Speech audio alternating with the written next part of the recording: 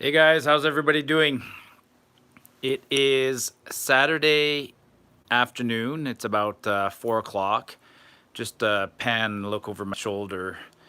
Uh, Bit of a cloudy day. Forecast is for this kind of weather for the next couple of days. Now, for believe it or not, I'm alone at home right now. Karen and Nick are on their way to Edmonton to go see our daughter Sarah, but the real reason they're heading up to Edmonton is because Nick starts university again in about a month from now or 3 weeks. So he has to go find himself an apartment. So he's got 3 or 4 apartments that he's thinking of looking at. And so he's gone. Patrick, it's the weekend, so Patrick is gone with his girlfriend and their family to a lake. My son Raymond is with my brother-in-law and sister-in-law in British Columbia and heading to the US. So that leaves Martyupnorth all by himself. And this is the start of my vacation. So I have 10 days of more than 10 days booked off.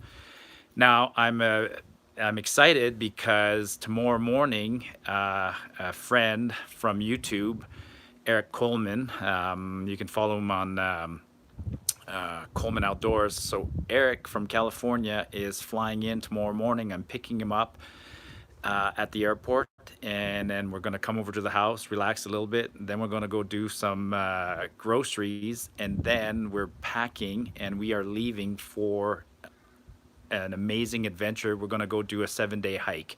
Actually, Eric's here for 10 days. He's here until next Wednesday. So I think my plan is we're going to do a 6 to 7 day hike first, and then we'll come out of the bush, shower, resupply.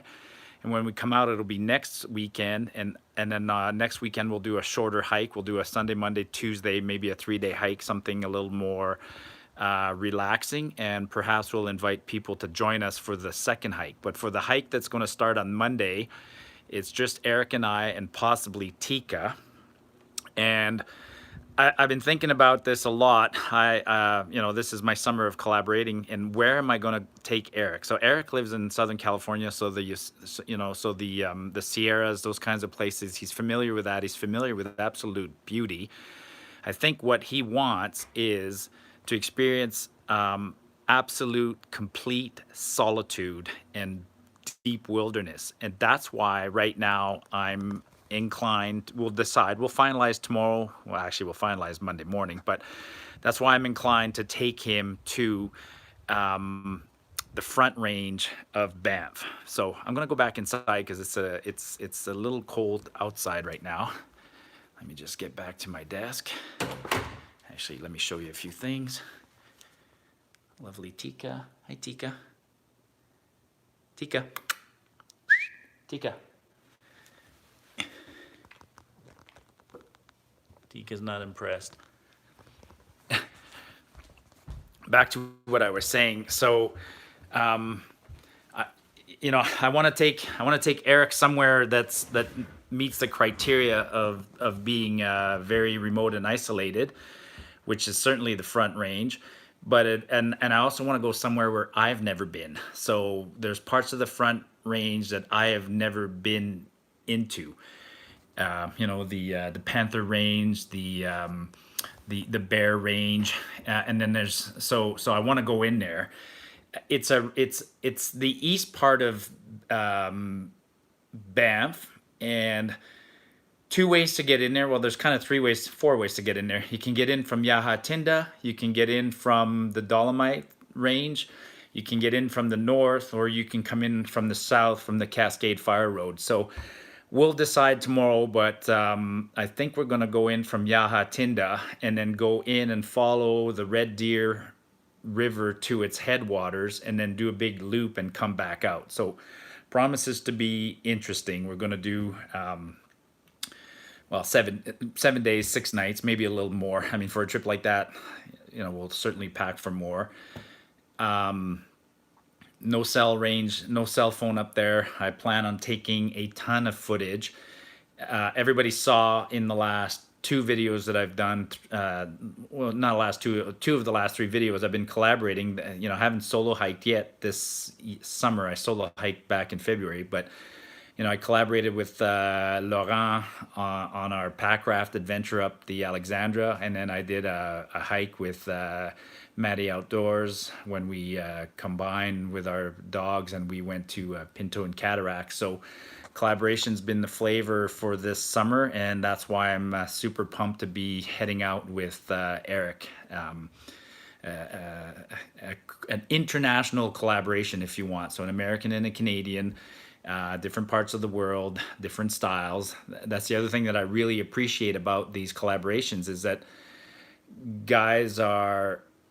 Hi, Maddie. Yeah, I would definitely Cascade is not on my list. I would never go up Cascade. If anything, I might go via. I'm inclined to go via Mosquito Creek, and then doing Mosquito Creek to Fish Lake, and then instead of Fish Lake, staying at Fish Lake, but then instead of looping back right away, heading a little bit northwest and then going to Pipestone and then hiking that way. That's one way I'm interested in. Then heading towards Ya Ha Tinda and then coming back down via the Red Deer and looping back. That's one way. But I think you're right. I think in terms of go to Devon Lakes, which way? So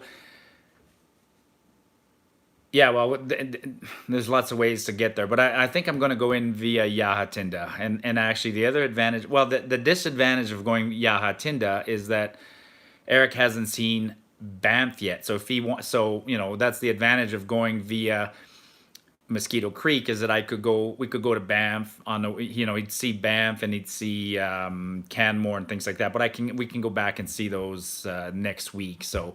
Because if we go Ya Ha Tinda, then we're basically heading north to Sundre and then across, or we'll go up the Forestry Trunk Road, which in and of itself is a pretty spectacular road. So I'm open for suggestions. So if a couple of guys out there have done Ya Ha Tinda, give me a pointer. Put a comment below after this video is closed. You can still go view it and put a comment, and we can interact back and forth. Panther's amazing, as is puts a solid pass. Yeah, that's what I heard. So that's why I want to go in there. And then next week when we come back out, Maddie, you'll like this actually. So the plan is to go into the Front Range starting Monday. So do Monday to Saturday kind of thing. Come out on Sunday, and then after that we have he doesn't leave until Wednesday. So we have Sunday night, Monday, Tuesday kind of thing. And I'm thinking Hey Eric, finally you're caught on. I'm thinking for the second little trip that we'll go to Lake of the Falls. So I've been to Landslide, Pinto, but I've never been to Lake of the Falls. So maybe we'll just go to the Lake of the Falls and do some fishing, or we'll go up Michelle Lake and do some fishing there. So that's the vote, folks, or that's the question. To get to the Front Range, should we start at Mosquito Creek and go Fish Lake and turn north and do Pipestone and then head deep and loop back? Or should I start at Ya Ha Tinda and just loop that part of the world? The more I think about it, the more. Mark has an amazing trip report from that area. He went recently. Which Mark? Dumont? I'll look up where he went.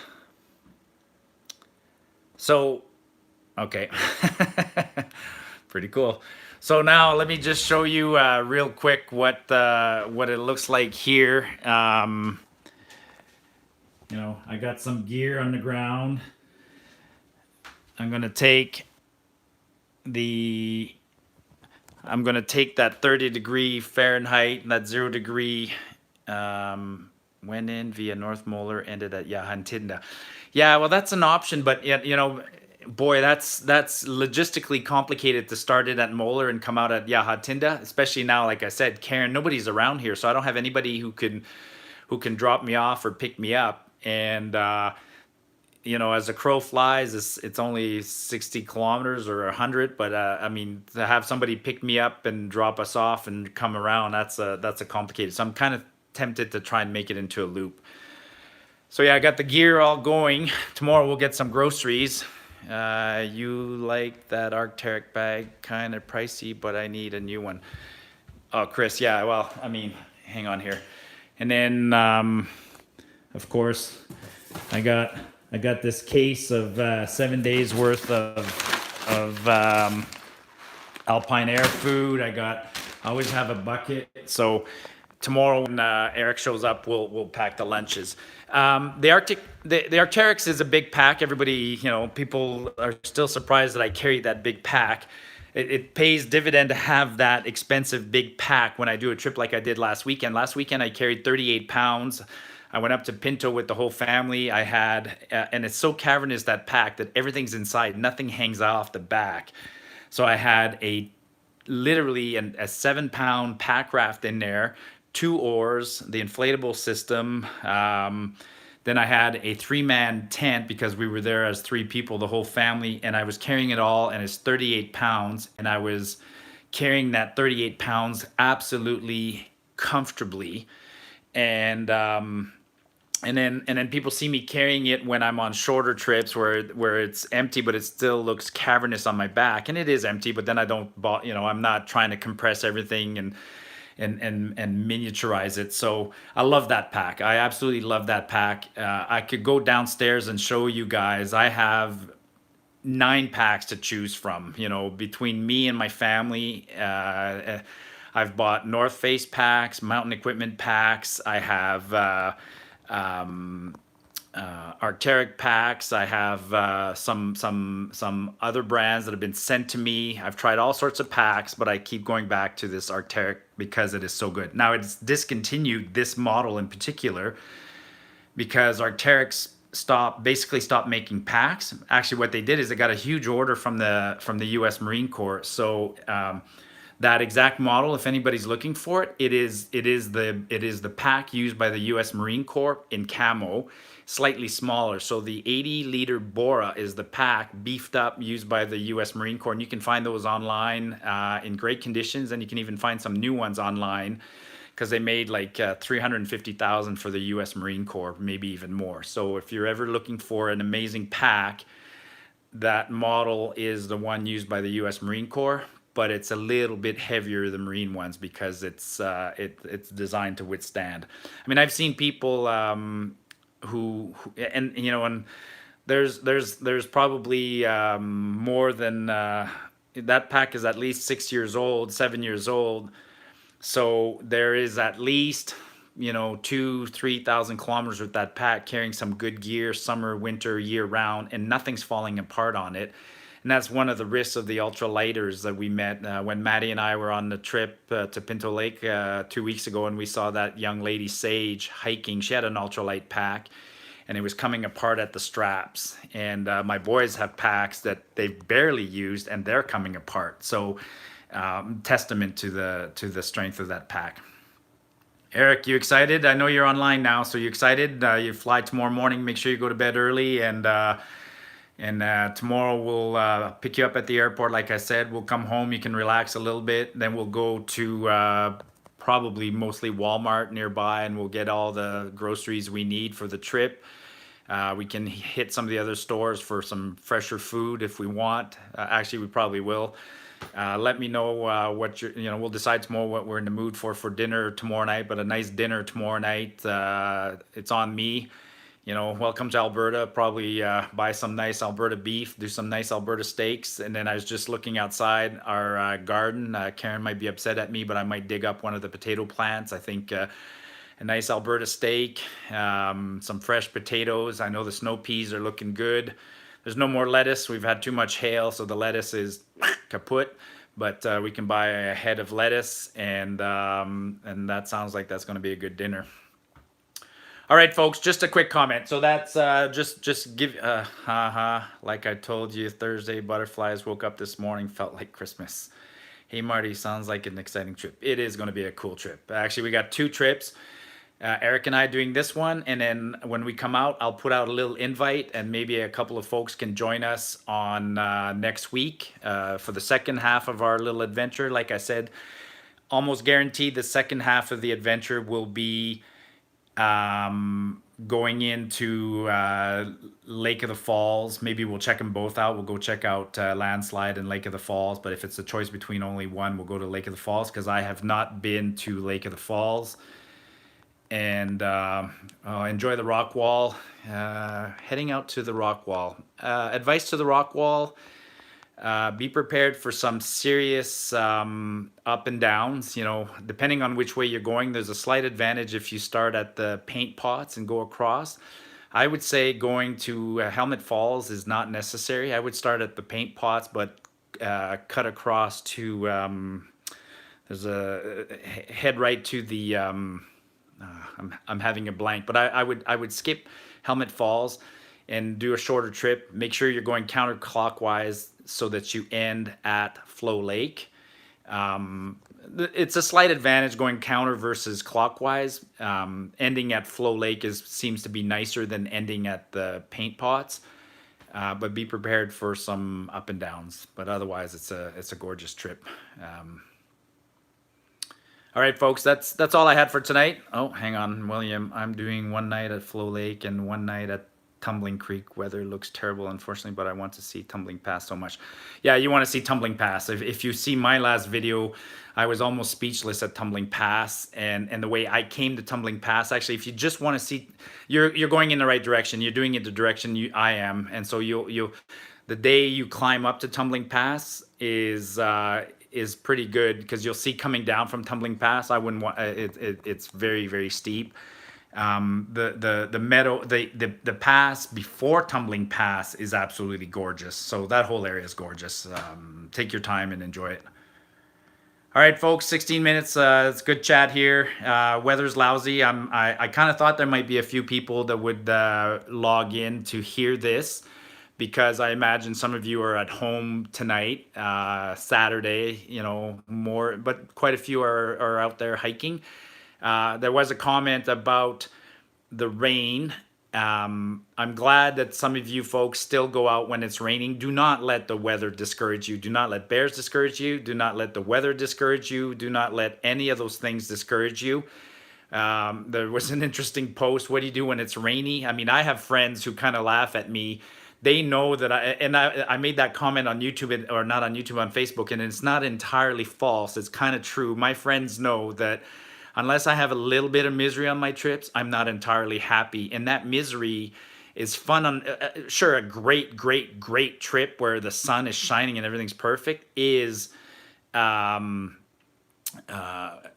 know, a great trip like that is memorable, but a little misery makes a trip interesting. And you know what they always say, what doesn't kill you makes you stronger. And having a little misery makes coming out and enjoying some of the things from home all that much more. Have a great trip. All right, thanks, Maddie.